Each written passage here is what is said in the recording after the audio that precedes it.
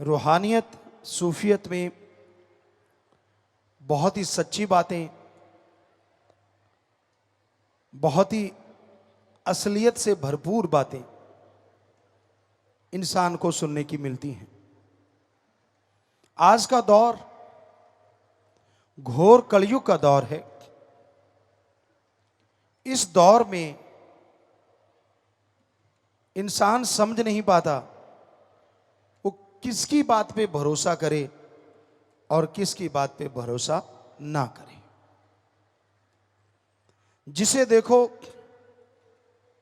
मिश्री से घुली हुई बातें करते हैं, जिसे देखो खुद गर्जी स्वार्थ की लिपापोती बातें करते हैं, जिसे देखो जेब काटने को तैयार बैठा है, जिसे देखो कहीं ना कहीं धोखा, कहीं ना कहीं बुराई की बू आने लगती है। इंसान उलझन में पड़ जाता है, समझ नहीं पाता किसको माने कि वो सही है और किसको माने कि वो डुप्लीकेट है। बड़ा ही विचित्र समय है, बड़ा ही अजीबोगरीब समय है। यहां लोग अपनी ईगो के लिए, अपनी खुदी के लिए खुदा को इस्तेमाल में लाते हैं। पहले ये सुना करते थे बुजुर्गों से, कोई किसी पे एक एहसान कर देता था तो लोग सारी जिंदगी उस एहसान तले दबे नहीं रहते थे, उस एहसान तले दोस्ती का निर्वाह किया करते थे। उनकी मित्रता, उनकी दोस्ती बढ़ती जाती थी। और आज एक नहीं लाखों एहसान कर दिए जाएं, कलयुगी इंसान की सुई वहीं की वहीं रहती है। जब अपना मतलब हल करवाना हो, जब उल्लू सीधा करना हो, जब अपनी वाहवाह करवानी हो, जब जरूरत हो, तो लोग अपने मां बाप से रिश्ता रखते हैं, वरना मां बाप को भी मां बाप की तरह नहीं समझते। हम ये नहीं कहते कि सभी ऐसे हैं, पर पूरी जनसंख्या के अनुसार हमें जो लगता है ज्यादातर लोग ऐसे ही हैं। स्वार्थ है तो राम राम, स्वार्थ है तो सलाम, वरना कोई किसी को बुलाना नहीं चाहता। उम्र इंसान को बहुत कुछ सिखा देती है, जो ना तो पढ़ाई सिखा सकती है, ना ही कोई टीचर मास्टर लेक्चरर सिखा सकता है। उम्र एक ऐसी चीज होती है, ज्यों ज्यों गुजरती है, ज्यों ज्यों राही रास्ते में जुड़ते चले जाते हैं, त्यों त्यों पता चलता चला जाता है कौन सा राही कैसा है। पंजाबी च एक कहावत है, आदमी दा पता चलता है राह पिया या बाह पिया। मतलब कहीं रास्ते पे चल रहे हों तो पता चलता है, या फिर किसी से व्यवहार किया जाए तो पता चलता है, वरना आप कैसे पता कर लोगे कौन आदमी कैसा है। हमने बड़ी नजदीक से देखा है इस दुनिया को, जन्म से लेके आज तक सब बातें दिलो दिमाग में हैं। कई बार तो हैरानी हो जाती है, यार इंसान ऐसा हो सकता है। राम का नाम नहीं लेना, अल्लाह वाहिगुरु को याद नहीं करना, दुनियावी साजो सामान में उलझे रहना, दुनियावी इच्छाओं में खोए रहना। इच्छा करना कोई गलत बात नहीं, अगर इच्छा नहीं होगी तो जिंदगी नहीं होगी। पर इच्छाओं का मक्कड़ जाल नहीं होना चाहिए। जैसे मकड़ी जाल बुनती है, इस तरह इच्छाओं का जाल मत बुनना। क्योंकि कहते हैं मकड़ी जब जाल बुन लेती है, कई बार ऐसा भी होता है कि उसमें कोई जीव नहीं फंसता, पर खुद ही फंस के सूख जाती है। और राजस्थान में हम आम देखा करते थे, इतनी बड़ी बड़ी मकड़ियां बड़ा सा जाल बुन लेती, और अगर उसमें कोई जीव नहीं फंसा तो लास्ट में जब हम जाल साफ करते तो मकड़ी मरी हुई सूखी हुई मिलती, पता नहीं कब की मर जाती। तो उस तरह है भाइयों बहनों, इच्छाओं का मक्कड़ जाल इतना सख्त ना बुन लेना कहीं उसमें ही सारी जिंदगी गुजर जाए और मर जाओ, तबाह हो जाओ। ना ना, इच्छाएं रखो पर जायज। आज के इंसान की फितरत बन गई है, आदत बन गई है। भगवान अल्लाह वाहिगुरु से एक इच्छा रखता है, वो पूरी हो गई, उसकी खुशी होती है। सबसे पहले वाली इच्छा पूरी होती है, बड़ी खुशी होती है। वाह मालका, वाह सतगुर, वाह अल्लाह, वाह वाहिगुरु, वाह राम, वाह वाह करता है। लेकिन जिस तरह कोई पाठ करवाया जाता है गुरु साहिबानों की पवित्र गुरबाणी का या रामायण का या अलग अलग तरह के पवित्र ग्रंथों का पाठ करते, सुंदरकांड का, ये देखने में आता है राजस्थान साइड में लोग बालू रेत को गिल्ला करते हैं और उसमें जौ या गेहूं दबा देते हैं, पानी रोज डालते हैं तो वो अंकुरित होने लगती है। उसी तरह इंसान की एक इच्छा पूरी होती नहीं कि काम वासना क्रोध लोभ मोह अहंकार मन माया की वजह से 10 इच्छाएं और अंकुरित होना शुरू हो जाती हैं। 10 इच्छाएं मुंह बाए खड़ी हो जाती हैं और इंसान उन इच्छाओं के चलते अपने अल्लाह वाहिगुरु राम से दूर हो जाता है, गुमराह हो जाता है, भूल जाता है अपनी उस इच्छा को जो एक ही थी, मेरा मौला मिले, सतगुर अल्लाह राम मिले, भगवान मिले, सम्मान मिले, दो जहान मिले, निज धाम मिले, परमानंद मिले, सब कुछ भुला देता है। यह है इच्छाओं का मक्कड़ जाल। इच्छा कदे बंदे दियां हुंदियां ना पूरियां, सोचदा बथेरा पर रहंदियां अधूरियां। बेपरवाह जी ने बहुत से भजन बनाए हैं, थोड़ा शब्दों का इधर उधर हो सकता है कि इच्छाएं इंसान की तमाम पूरी नहीं होती। सोचता बहुत है और वो अधूरी रहती हैं, और जितनी इच्छाएं ज्यादा अधूरी रह जाती हैं उतना ही वो टेंशन में, चिंता में आ जाता है। इच्छा पूर्ति के लिए यह जरूरी है कि आप सुमरन करें, भक्ति करें। धन्य वो मां बाप जिनकी इच्छा रहती है कि मेरी औलाद ओम हरि अल्लाह वाहिगुरु की भक्ति करे और इंसानियत की सेवा करे।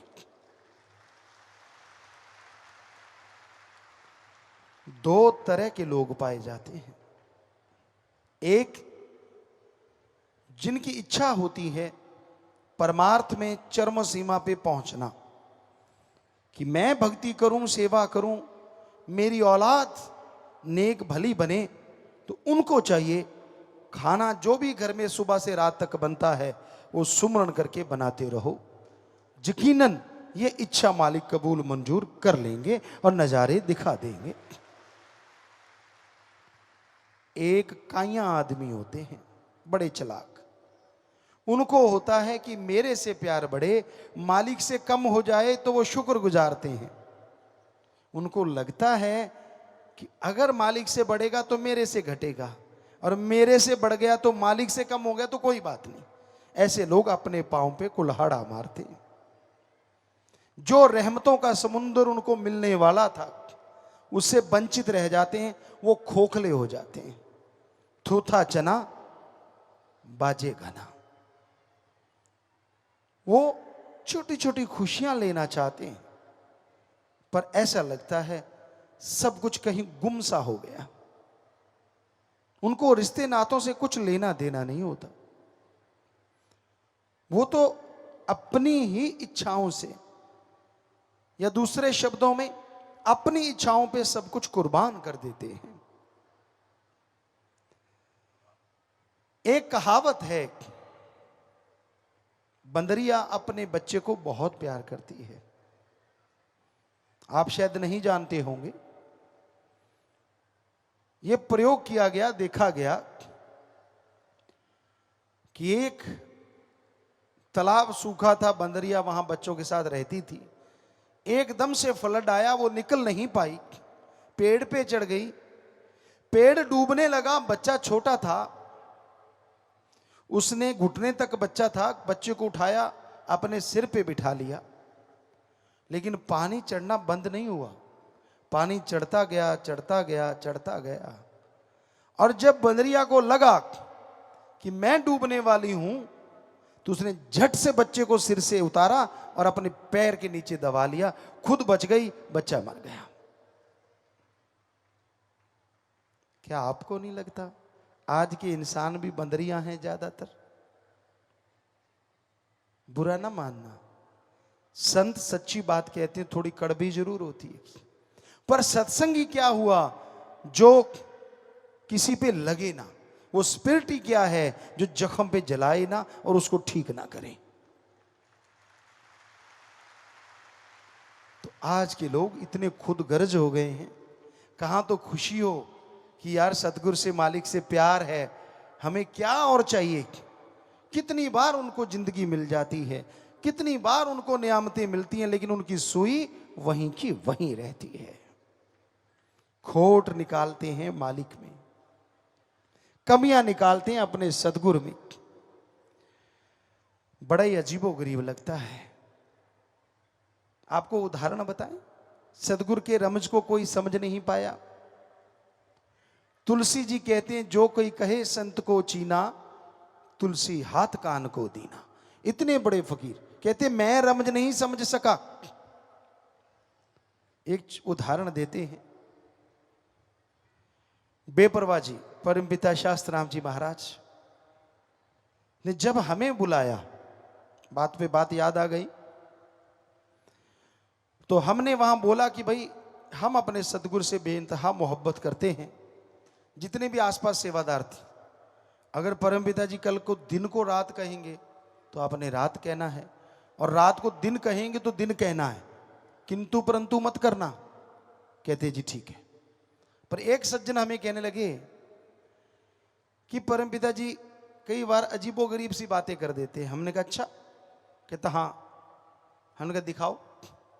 बेपरवाह जी ने कहा कि भाई लस्सी पीनी है। लस्सी जो बिलोते हैं उसके बाद जो लस्सी रह जाती है, तो हमने कहा भाई ठीक है। बेपरवाह जी ने लस्सी पी ली। अगले दिन कहते बुद्धू तूने लस्सी दे दी, नजला हो गया। परमपिता ये कह के चले गए। वो कहता मैंने कहा था ना, देख हमें कहने लगा, देखो खुद ही लस्सी मांगी परमपिता जी ने। हमने कहा हाँ। कहता अब वो मुझे लड़ रहे हैं कि भी तूने लस्सी क्यों दी, हमें नजला हो गया। हमने कहा मूर्ख, तू क्या समझे सतगुरु की रमज। वो जो तूने तेरे हाथ से लस्सी दी, पता नहीं तेरे पहाड़ जैसे कितने कर्म को सतगुरु ने डांट के खत्म कर दिया, अपने पे लेके, अपना नजला लेके खत्म कर दिया। तू क्या जाने। और बेपरवाह जी ने ये बात सुनी, कहने लगे तेरे जैसा मुरीदी नहीं तो मिला हमें। चक्कर तो यही है जो इतनी रमज समझ सके। तू जो बोला वो सच। कईयों को पता ही नहीं होता, पहले तो खुद ऐसे किया था, आज ऐसे कर रहे हैं, तब तो ऐसे था, अब ऐसा है। अरे मत पड़ो अकल के फेर में। सतगुरु अपने वचन को जब चाहे बदल सकता है, भगवान भी उसको नहीं बदल सकता। ये पवित्र ग्रंथों में लिखा हुआ है कि फकीर चाहे तो बदल दे अपने वचन को। कहते हैं भगवान की बांधी गुरु छुड़ाए, पर गुरु की बांधी कौन छुड़ाए।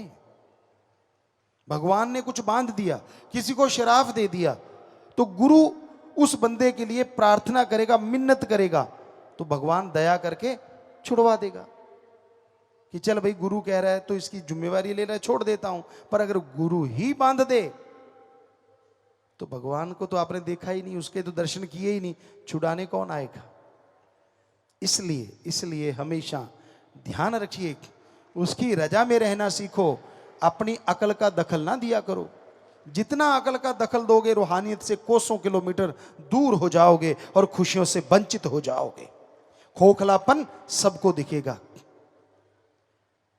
होता है कई बार, हमने सुना है पिताजी ने पहले तो ये किया था, अब ये कर रहे हैं, उस बार ये, इस बार ये, फलां टाइम वो। वाह क्या याददाश्त है। भूल गया तेरी जान कितनी बार बचाई, भूल गया तेरे पे कर्म कितने किए, भूल गया तेरे पे रहमो कर्म कितना किया। वो तो नहीं इतना याद रहता जितना क्यों किंतु परंतु याद रहता है। होता है ना। फकीर कभी वैसे नहीं कहते, जो दुनिया में चल रहा होता है वही बात कहते हैं, और जो सुन के समझ जाते हैं, मान लेते हैं और आगे से तौबा कर देते हैं, फिर भी रहमतें मिलती हैं। वरना खुद ही में कुछ नहीं होता। तो फिर वो लकड़ी वाली बात हो जाती है। कहते हैं खजूर की लकड़ी ऊपर को रहती है, और वेदों में, आयुर्वेदा में लिखा है उसकी लकड़ी की आग से जो दवाइयां बनाई जाएं वो बहुत ही अच्छी होती हैं। उसकी आग एक रस एक टाइप की रहती है। तो उसके बारे में एक शेर हम बोला करते हैं कि वो ऐसे रही, लकड़ी जल कोयला भई और कोयला जल भयो राख, कि उसका तो पीछा छूट गया। मैं खुदी में इंसान ऐसा जलो, यानी मैं ईर्ष्या में, मैं ईर्ष्या में इंसान ऐसा जलो, कोयला भयो न राख। इंसान जब अपनी अकड़ पे आ जाता है ना, एक कहावत है, बिगड़ा मन गुरु का ना पीर का। उसे अपने सदगुरु की कोई बात अच्छी नहीं लगती। उसमें क्यों, किंतु, परंतु, ये नहीं, वो नहीं, फला नहीं, धिंकड़ नहीं, और अपने आप को वो गुरु से बड़ा बना लेता है। भूल जाता है वो तमाम चीजें जब छोटा होके हासिल की थी। भूल जाता है वो ऐशो आराम जब छोटा बना था तभी मिली थी। भूल जाता है उसका रहमो करम जब वो छोटा था। जब छोटा का मतलब उम्र में छोटा नहीं, जब कहता था मेरा सतगुरु वाह, वो तो गलत कह ही नहीं सकता, वो तो गलत कर ही नहीं सकता। जब उस रूप में छोटा था तो सारी रहमतें लूट ली, और जब अहंकार में आया तो फुल स्टॉप लग गया। खुद ही मत कीजिए, वो अल्लाह वाहिगुरु दया का भंडार है। हमने तो उससे मांगना है, और राम से, अल्लाह सतगुरु मौला से जितना मांगते जाओगे उतना पाते जाओगे।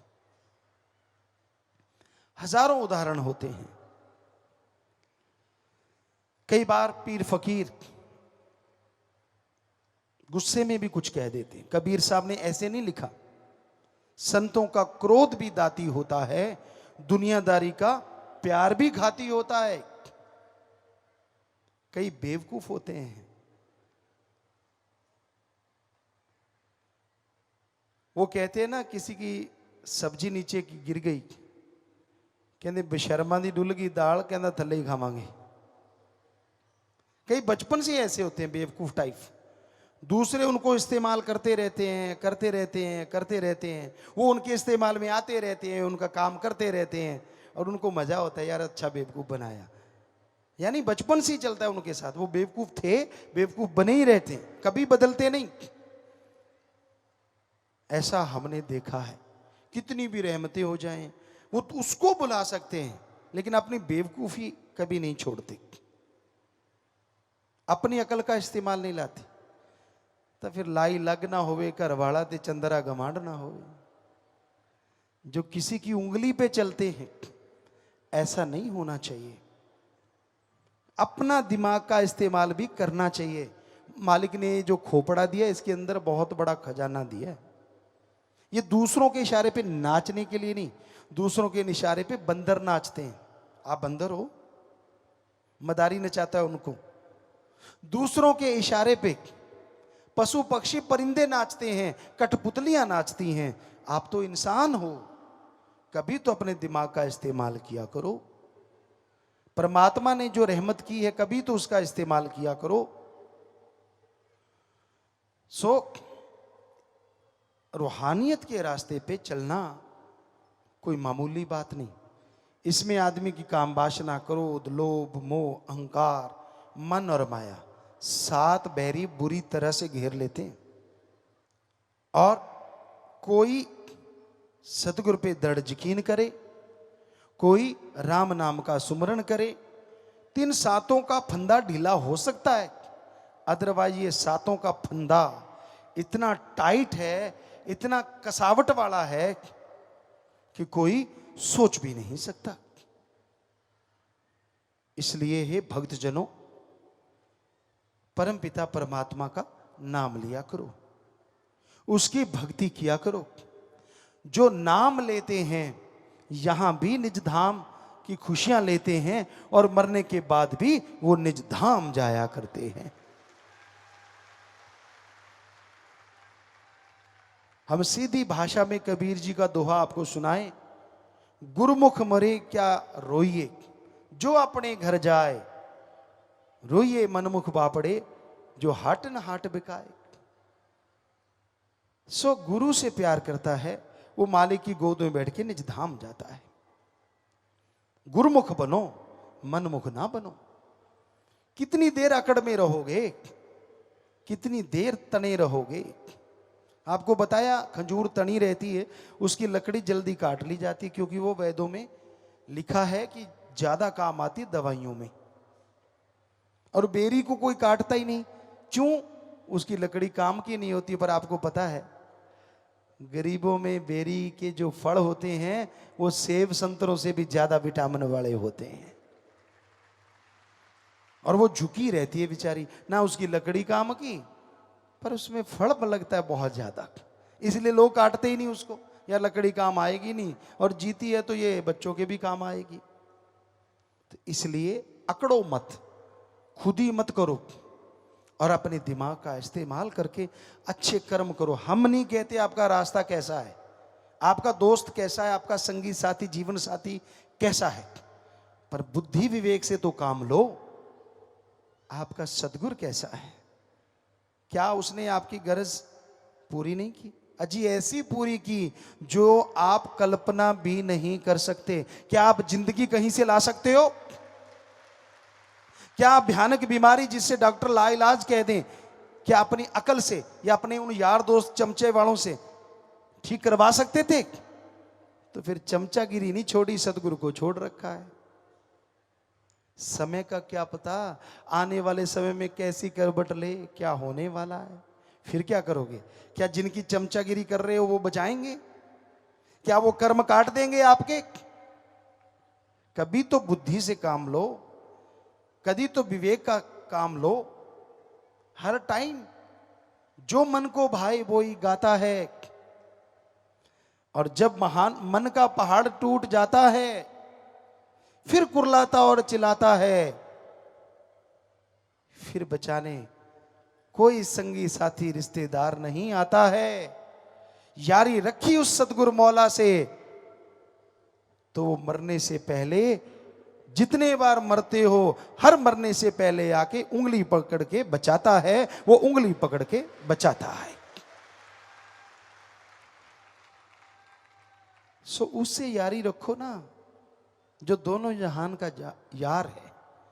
वो अल्लाह वाहिगुरु राम सतगुरु मौला है। वो नहीं छोड़ेगा, दुनिया कुछ भी बोले, उसने जिसका एक बार हाथ पकड़ लिया वो नहीं छोड़ता, नहीं छोड़ता, नहीं छोड़ता।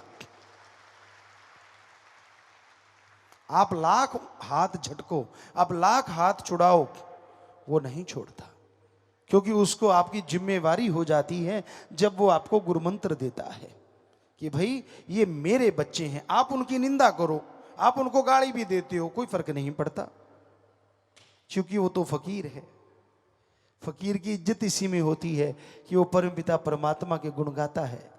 कोई उसे गाली दे, कोई उसे गलत बोले, राम जाने उसका काम जाने, पर वो सबके लिए मालिक से हमेशा ठंडी निगाह रखें, यही अरदास करता है, यही दुआ उसके चरणों में रखता है।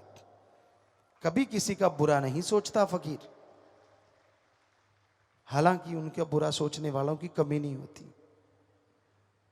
कामादे आके टगे नहीं मरते। जिस सतगुरु मौला जिस दिए को रोशन कर दें, अरे काल तूफानों में क्या ताकत, उसकी लौ को डगमगा भी सके बुझाना तो दूर की बात। सो परम पिता परमात्मा वो राम जिसका निगहबान होता है, वो कभी भी कोई चोट नहीं खाता। आप कई बार पाखंडों में फंस जाते हो। अभी आज एक पर्ची आई, पहले भी कुछ पर्चियां आई कि पिताजी हमारे घर के सामने कोई टोना टोटका करता है, हमारे पशुओं की या खाना खाते हैं, उन पंजाबी च कहते खुरलियां दे विच खून दे छिट्टे मिले, हमारे कपड़ों पे खून के छिट्टे मिले, हम चौरस्ते में हमारे घर के पास था, उसमें कोई टूना टामण मिला, क्या करें। अरे आप सत्संगी हो, आपको तो कम से कम पता होना चाहिए ये पाखंड होता है। किसी बाज ने किसी पक्षी को झपटा और उसको फाड़ दिया, बाई चांस वो आपके घर से निकल गया, तो नेचुरली वो खून के छींटे ही गिराएगा, अमृत की बूंदे कहां से गिराएगा। वो आपके कपड़ों पे गिर गए, कुछ आपके उस पशुओं के उस जगह पे, कहते नहीं जी रोज आ जाते हैं। और हो सकता है बाज का रास्ता रोज का हो, वो क्या पता, पक्षियों की भी रास्ते होते हैं। आपके घर के सामने कुछ रख दिया, नारा लगा, उठा के फेंक दो, फिर क्या हो गया। जो करेगा सो भरेगा, कबीरा तेरी झोंपड़ी गलकटियन के पास, जो करेगा सो भरेगा, तू क्यों भया उदास, तू तो राम नाम का साथी है, तुझे किस बात का डर। पर कईयों को साइको हो जाता है, साइको दिमाग में बैठ जाता है, अच्छा अब ये रख दिया अब कुछ होगा, चप्पल उल्टी होगी। इंडिया में जितनी साइंस है इस तरह की, शायद ही पाखंडी साइंस शायद ही बाहर कहीं हो। जुत्ती उल्टी होगी, ओहो हो, अब लड़ाई होगी, तो 50% तो लड़ाई के लिए तू तैयार हो गया कि लड़ाई होगी, आजा। अब ढूंढने दूसरा कौन सा है, अगर दूसरे की भी जुत्ती उल्टी होगी तो 50% वो तैयार हो गया 100% काम। साइको माइंड में फिट हो गया। आप जा रहे हो, पीछे से किसी ने छींक मार दी तो गड़बड़, बल्कि मारते हैं कहीं तो आगे वापस, तूने छींक क्यों मारी हो, नहीं उसके कोई गन थी जो गोली जल गई, तो परमात्मा ने दी, उसने मार दी, या तो उसके हाथ में हो। अजीबोगरीब है, रास्ते में झोटा मिल जाए, कई बेचारे कहते बस आज काम खत्म होगा तो वापस चले जाओ, कई वापस ही चले जाते, मैं नहीं काम पे जाता, नेचुरली वो काम तो खराब हो ही गया, नहीं जाते तो। अब झोटे के लिए बेचारे के लिए कोई अलग जगह तो है नहीं, या तो उसका घर बना दो वहां बैठा रहेगा, फिर निकल के आए तो मानी बात। सारी गलियां गांव की, रास्ते रोड्स उसका ही घर है ना, वो तो घूमता ही रहेगा ना। आप उसके रास्ते में आए हो, वो आपके रास्ते में नहीं आया, वो तो जंगली है, वो तो जहां मर्जी घूमेगा, पर आपका बुरा हाल हो जाता है। बहुत पाखंड है, कोई इस दिन को मत नहाओ, उस दिन को मत नहाओ, कोई गंजा नहीं हुआ, हमने देखा, हम भी नहाते रहे, कभी कुछ नहीं हुआ, फजूल की बातें, इतने पाखंड हैं जी। अब पुराने बुजुर्ग भाई से या किसी माता से पूछ लो, आप किताब लिख लेना, इतने पाखंड बता देंगे आपकी। हर बात पे पाखंड है, हर बात पे। अख फर्क की खब्बी के सज्जी पता नहीं। अब मसल हैं तो फड़केंगे, जब मसल स्टिल हो गए, मान लो आंख खुली की खुली रहेगी, कैसा लगेगा। आप सो रहे हो, आंख खुली है, बच्चे देख के डर के भाग जाएंगे, पेशाब निकल जाएगा बेचारों का। तो ये फड़कता है तो धड़कता है तो काम चलता है। नहीं तुझे पूछ लो, इतने सारे पता होगा, थोड़े जो बहुत ग्रंथी बैठे ना कमाले, ਭੈਣਾਂ ਤਾਂ ਖੈਰ ਮਹਾਗ੍ਰੰਥੀ ਹੈ, ਪਰ ਘੱਟ ਤੁਸੀਂ ਵੀ ਨਹੀਂ, ਭਾਈ ਵੀ। ਭਾਈ ਕਹਿੰਦੇ ਜੀ ਨਹੀਂ ਜੀ, ਸਾਡੀ ਜੇ ਸੱਜੀ ਫੜ ਕੇ ਤਾਂ ਚੰਗਾ ਹੁੰਦਾ ਹੈ, ਜੇ ਖੱਬੀ ਫੜ ਕੇ ਤਾਂ ਮਾੜਾ ਹੁੰਦਾ ਹੈ। ਇਹਦਾ ਮਤਲਬ ਤੁਹਾਡੀ ਖੱਬੀ ਕਦੇ ਫੜ ਕੇ ਹੀ ਨਾ ਖੜੀ ਰਵੇ ਸਿੱਧੀ। ਕਮਾਲ ਦੇ ਬੰਦੇ ਹੋ ਯਾਰ। ਔਰ ਭੈਣਾਂ ਦੇ ਉਲਟਾ ਸੌਦਾ ਹੈ, ਇਹਨਾਂ ਦੀ ਜੇ ਖੱਬੀ ਫੜ ਕੇ ਚੰਗੀ ਹੈ ਤੇ ਸੱਜੀ ਫੜ ਕੇ ਮਾੜੀ ਹੈ। ਬਿੱਲੀ ਨਿਕਲ ਕੇ ਭੱਜ ਗਈ, ਹੁਣ ਬਿੱਲੀ ਨੇ ਨਿਕਲਣਾ ਹੀ ਹੈ ਜਦੋਂ ਤੁਸੀਂ ਘਰੇ खड़का करता, की करे बेचारी। तो इस तरह के इतने पाखंड हैं, इतने ढोंग हैं कि मतलब सच कहते हैं आपको, भाई कोई बुजुर्ग बैठा हो या माता बैठी हो इधर, उससे आप लिख लो तो फिर उस पर व्याख्या करने का मजा आ जाएगी। वो इतने पाखंड होंगे पूछिए मत, हमने तो देखे हैं ये बहुत सारे पाखंड, बहुत ढोंग होते हैं। सुनना हो, जब बाबे की मटी होती है जो पेड़ों के नीचे बनाई, पंजाबियों में खास करके होती है, क्या होता है आपने देखा है और हमने तो बड़ा नजदीक से देखा है। वहां दूध लेके जाएंगे, बेरी के नीचे होता है, वैसे है ना कमाल। बाबा भी कांटे वाले झाड़ी के नीचे ही रहता है, किसी का टाली थले भी जंड थले तो होंगे ही है। सो वहां जाएंगे और माता बहनों का देखना हो, वाह क्या कमाल होता है। ओहो हो बाबा इन्ना लवेड़ता, लवेड़िया कि नहीं, अंदर चिड़िया ने मार मार बिठा मार। अब चिड़िया ही ऊपर बैठेगी तो बींट मारेगी ना, उसके कौन सा अंडरवियर पहना होता है, वो तो सीधी बाबा भी पड़ेगी आगे तड़ाक तड़ाक, और हम पास में खड़े हो जाते हो। ओहो आप दी चुन्नी नाल ऐसे चुनरी उतारेंगे, ओह बाबा जी की करता। इतनी अकल नहीं आती, जो बाबा अपने आप को बींट से नहीं बचा सकता वो आपके कर्म कैसे काटेगा, पता नहीं क्यों नहीं अकल। बस उसको साफ करेंगे, हो साफ सूफ करके, कांटे पड़े होते नेचुरली, बेरी की टहनियां सूखी गिरती हैं तो कांटे, उसको साफ करके कहीं दे कंडा वज भी जाता है, फिर भी बाबे नहीं चढ़ दे। साफ सूफ करके कच्ची लस्सी डालेंगे, प्योर दूध कोई नहीं चढ़ाता। दूध 100 ग्राम, पानी 500 ग्राम। बाबे ने कहना टोकना है भी काका तू मैनू मिलावटी पिलाई जाना, बाबा जिहो जे तुसी होए जा बाबा, बाबा तो इट्टां दा बने, तुसी फिर भी हड्ड मास दे हो, शर्म नहीं आती। और फिर उसके आगे झुक जाएंगे, बाबा सुख रखियो। कई बार झुगियां दे उत्ते बिठ वजदी भी, लै पुत रखती सुख, एक तो नाल ही लै जा जिहड़ी मेरे ते रोज वजदी है। फिर भी अकल नहीं आती भी चलो बज गई तो बज गई, कोई गल नहीं। फिर हम कई बार देखते और हम कह देते देखो देखो देखो आपका बाबा आ गया, और वो माता बहनें, कोई ताई होती, कोई चाची होती, कोई सारे सारे ऐसे थे। तब हम जो देखा करते थे, शुरू से हमें ये चीज़ों से अलग था, सतगुरु ने शायद काम लेना था, तो सारे घूम के देखते, बड़ा पीछे देखा तो कुत्ता जो दूध चाट रहा है, तप तप तप, और 3-4 होते तो हम सबसे पूछते, चाची ताई ये इनमें से आपके वाला बाबा कौन सा है, ये भूरे वाला, काले वाला या चिट्टा कौन सा है। कहते हट एक भी बाबा है, अरे लस्सी आपने बाबे को दी और कुत्ते पी रहे हैं तो इसका मतलब बाबा ही होगा ना जो पी रहा है। तो बड़ी शर्म तो बहुत देते, पर बहनें नहीं छोड़ती, जिनके घेर अड़ा हो तो अड़ा ही रहता है, कहते इनू की पता है। सो ऐसे ऐसे पाखंड हैं समाज में, ऐसे ऐसे ढोंग हैं समाज में। आज के पढ़े लिखे नहीं हटते, इनके अलग तरह के हैं, इनके अजीबोगरीब होते हैं।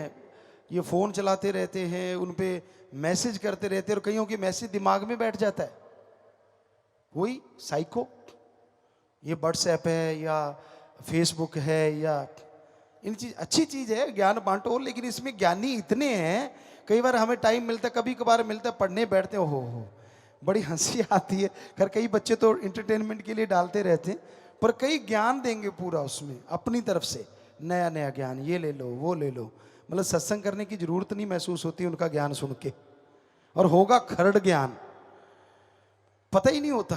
तो पहले कहा जाता था कि भाई आप रोटी बनाते हो बहनों सिर पे चुन्नी रखो, आजकल के बच्चे कहते चुन्नी रखना स्टैंडर्ड के खिलाफ है। ये नहीं पता चुन्नी रखना नहीं, चुन्नी बांधना होता था ताकि रोटी में कोई बाल ना गिरे, कोई आपका वो जो डेंड्रफ है वो ना रोटी में गिर जाए, वो कहीं दी जूं होंदी है कि विच ही ना तली जाए, इसलिए बंधा देते थे पहले चुनरी, और कोई पाखंड नहीं था। लेकिन आज के बच्चे तो चुनरी का कोई मतलब ही नहीं, लेना देना ही नहीं होता, चलो कोई बात नहीं, अगर रोटी बनानी हो तब कम से कम कोई टोपी टापी चढ़ा लिया करो, शेफ बन जाया करो, शेफ, वो तो स्टैंडर्ड हाई है। पर बाल ना बाहर आए, क्योंकि काफ़ी रोग उससे फैलते हैं। हमारे पुराने बुजुर्ग समझदार होते थे, नीम बांधते थे, बैक्टीरिया ना आए। बच्चा होता था, उनके चारपाई पे जो नीम की पत्तियां डाली जाती थी, वो भी बैक्टीरिया वायरस ना हो। तो इस तरह से बहुत सारी चीज़ें अच्छे के लिए होती थी, पर आज वो पाखंड सा नजर आता है। तो अच्छी चीज को अच्छे की तरह लोगे तो वो पाखंड नहीं है।